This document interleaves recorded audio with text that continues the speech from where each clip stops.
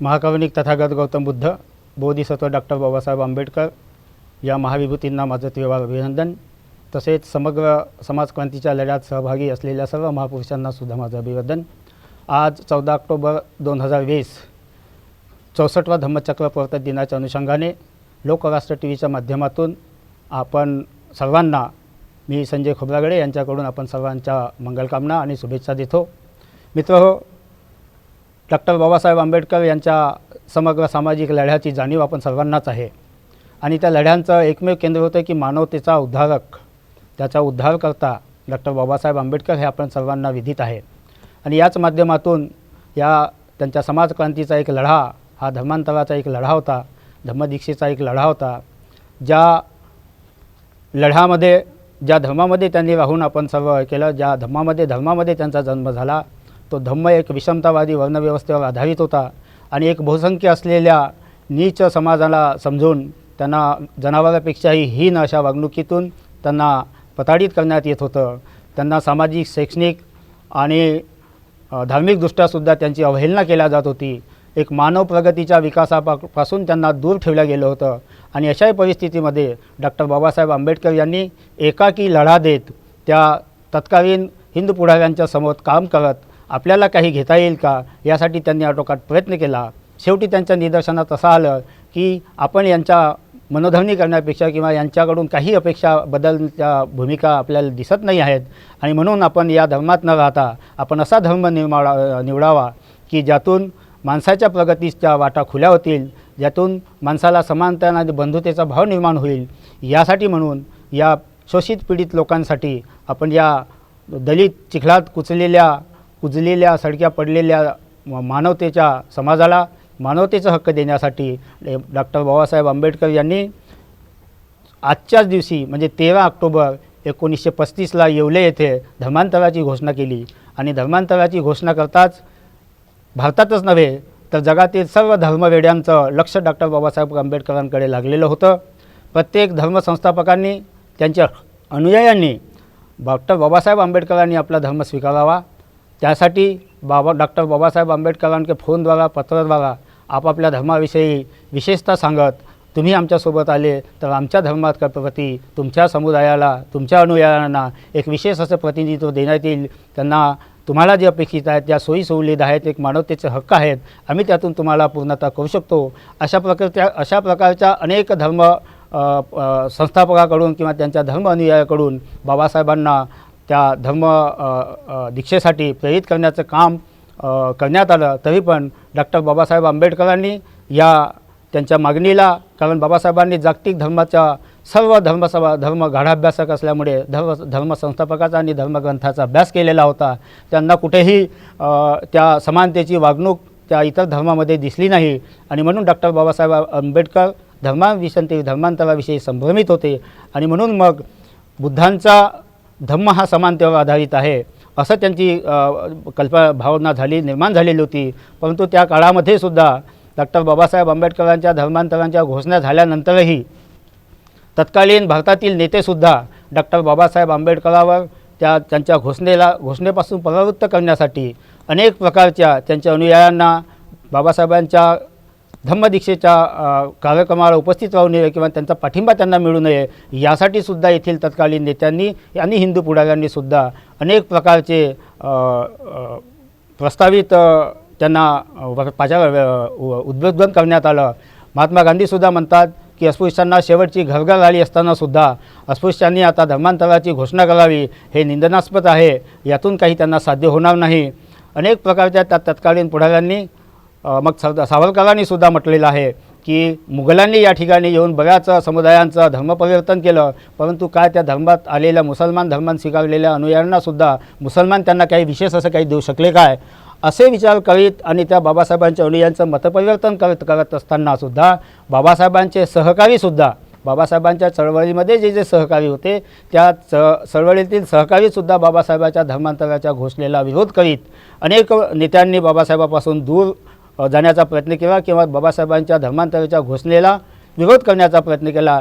त्यामध्ये मुंबईचे बाळकृष्ण देऊळकरसुद्धा होते आणि ते सुद्धा म्हणतात की आता कुठे अस्पृश्यांसोबत आमची मिळवणी होत आहे आणि त्यामुळे त्यांच्या मतपरिवर्तनाचा आपण विचार केला पाहिजे. डॉक्टर बाबासाहेब आंबेडकरांनी धर्मांतराची घाई करू नये आणि त्यासोबतच राहून आपला हक्क आणि अधिकार सुरक्षित ठेवता येतील. त्यांच्यासोबत राहून आपण काम करण्यात यावं. डॉक्टर बाबासाहेब आंबेडकरांनी आपला धर्मांतराचा निर्णय मागे घ्यावा. अशा पद्धतीच्या अनेक लोकांनी एक नारायणराव आपले जोगळेकर होते, जावळेकर यांनीसुद्धा असं म्हटलं आहे की आता कुठे डॉक्टर बाबासाहेब आंबेडकरांनी आम्हाला आत्मोन्नतीचं म्हणजे अस्पृश्यांच्या निवारणाचं काम आणि त्या ठिकाणी धैर्य हिंमत आम्हाला दिलेली आहे आणि आता धर्मांतराची घोषणा करीत डॉक्टर बाबासाहेब आंबेडकर आम्हाला आत्महत्येकडे ओढीत आहेत. तरी असा आणि धर्मांतर म्हणजे ही काही व्यावहारिक बाब नाही आणि त्यामुळे आपण देवाणघेवाण हे करू शकतो. अशा प्रकारच्या अनेक लोकांनी डॉक्टर बाबासाहेब आंबेडकरांनी केलेल्या घोषणेचा विरोध करीत डॉक्टर बाबासाहेब आंबेडकर त्या धर्मांतराच्या घोषणेच्या पलीकडे जाऊन हिंदू धर्मामध्येच राहून कसे काय त्यामध्ये सुधारणा करू शकतील या पद्धतीची वक्तव्ये अनेक पुढाऱ्यांनी त्यांना बाबासाहेबांना मन बनवण्याचा प्रयत्न केला.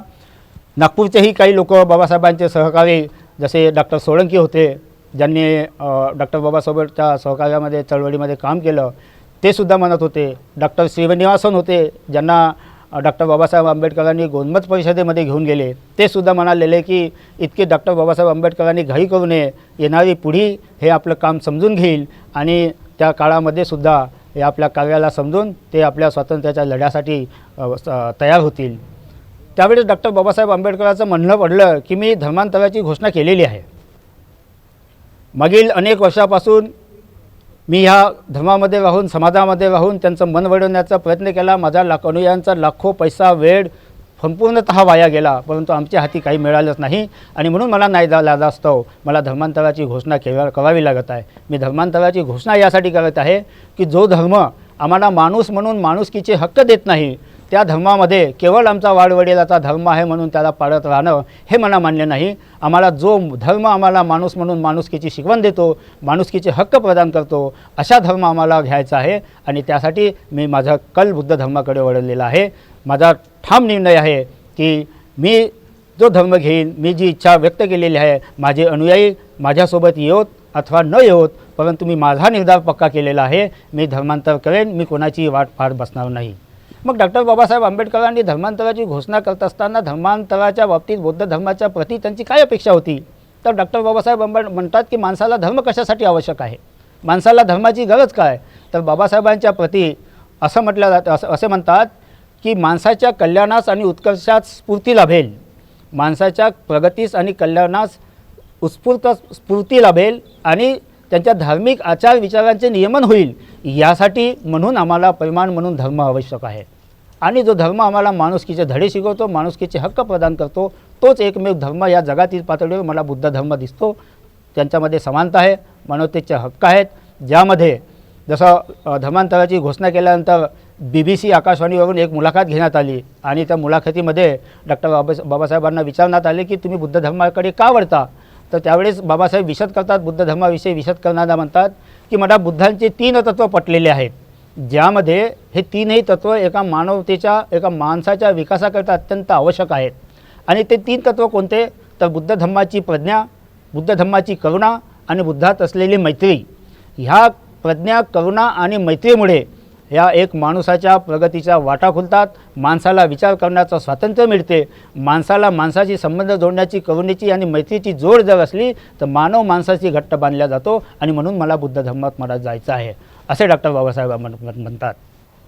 शेवटी डॉक्टर बाबासाहेब आंबेडकरांनी 1956ला आपण सर्वांसमोर आपल्याला दीक्षा दिली आणि दीक्षा देत असताना म्हणतात की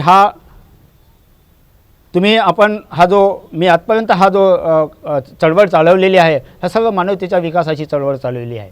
ज्या धर्मातून आम्हाला माणुसकीचे हक्क मिळत नाही, परंतु आज आम्ही दीक्षा घेऊन या बुद्ध धर्माकडे वळत आहोत. हा समानतेचा आणि बंधुतेचा धर्म आहे, करुणेचा धर्म आहे, मैत्रीचा धर्म आहे. आणि या धर्मात आल्यामुळे तुम्ही असा विचार करू नका की मी मिळवलेले हक्क तुमचे सवलती दूर बाहेर जातील, आम्हाला हक्क मिळतील किंवा नाही, परंतु ह्या बुद्ध धर्म स्वीकारल्यामुळे तुमचे हक्क मी माझ्या कोटाच्या खिशामध्ये सुरक्षित ठेवलेले आहे. त्यामुळे बुद्ध धर्मामध्ये आल्यामुळे आणि महालकी सोडल्यामुळे तुमचे हक्क कोणी हिरावून घेतील यामागे विचार बिलकुल करू नये.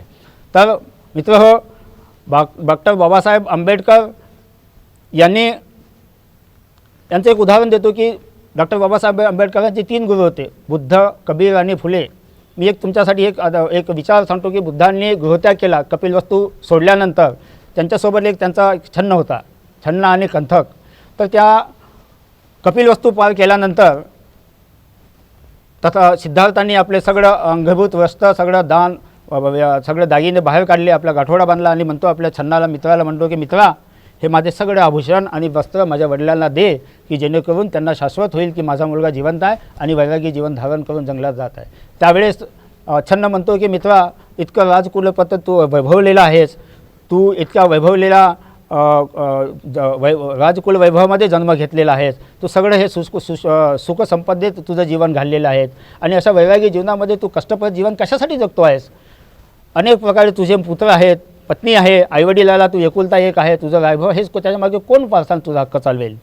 तर त्यापुढे मग तथागत त्यावर एक मार्मिक उदाहरण आपल्या सर्वांना देतो आहेत आणि त्याचं मी या ठिकाणी यासाठी उल्लेख करत आहोत की आपण सर्व बाबासाहेबांचे वारसा हक्क म्हणून आम्ही स्वतःला मान्य करतो, परंतु डॉक्टर बाबासाहेब आंबेडकरांनी दीक्षा समारंभ दिल्यानंतर या 64 वर्षामध्ये जे काही आम्ही बाबासाहेबांप्रती अभिप्रेत आम्ही करायला पाहिजे ते त्यापासून आम्ही दूर गेलेलो आहोत. म्हणून मित्र, यासाठी मी हे उदाहरण तुम्हाला तुमच्यासमोर ठेवत आहेत की त्यावेळेस तथागत असे म्हणतात की मित्रा, वारसा हक्कांना मिळालेल्या संपत्तीसाठी सगळे करतील, परंतु विचाराचा वारसा घेऊन चालण्याकरिता किती लोक पुढे येतील?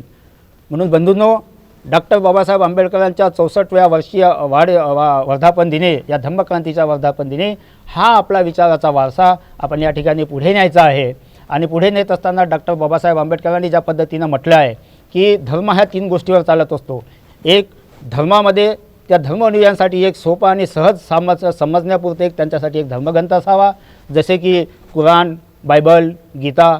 त्याचप्रमाणे आपल्या धर्मामध्ये डॉक्टर बाबासाहेब आंबेडकरांनी एक बुद्ध आणि त्यांचा धम्म, एक आपल्याला बुद्धांनी उपदेशिलेल्या सर्व सामाजिक ग्रंथां, सामाजिक उद्बोधनाचं सद्धम्म काय आहे, अधम्म काय आहे, यावर सर्व उपदेशिलेल्या सगळं मार्गदर्शन तत्व बाबासाहेबांनी आपल्याला दिलं आहे. दुसरी गोष्ट त्यांनी हे ठेवलेली होती की त्याचे प्रचारक जर चांगले असतील आणि त्या प्रचारकांसाठी जर त्यासाठी उपलब्धता, जसे आपण म्हणतो की बाबासाहेब म्हटले होते की विहार हे आमचे संस्कारी केंद्र असले पाहिजेत, तर त्यासाठी बाबासाहेबांनी असं ठरवलं होते की भिक्खू संघामध्ये ध्येय, भिक्खू संघामध्ये असलेल्या संघटनेमध्ये ध्येय, त्यांची साधना आणि त्यांच्या घटनेप्रती आम्हाला हेतुपुरस्करिष्टपणे काहीतरी बदल येईल. आणि म्हणून त्या ठिकाणी आणि चौथी गोष्ट होती की या धर्मप्रचारासाठी बुद्ध धर्मानंतर बुद्धामध्ये आलेल्या लोकांसाठी जागतिक पातळीवर आम्हाला बौद्ध धम्म परिषद आवश्यक आहे. बाबासाहेबांनी बुद्ध धर्माची भारतीय बौद्ध महासभा निर्माण केली.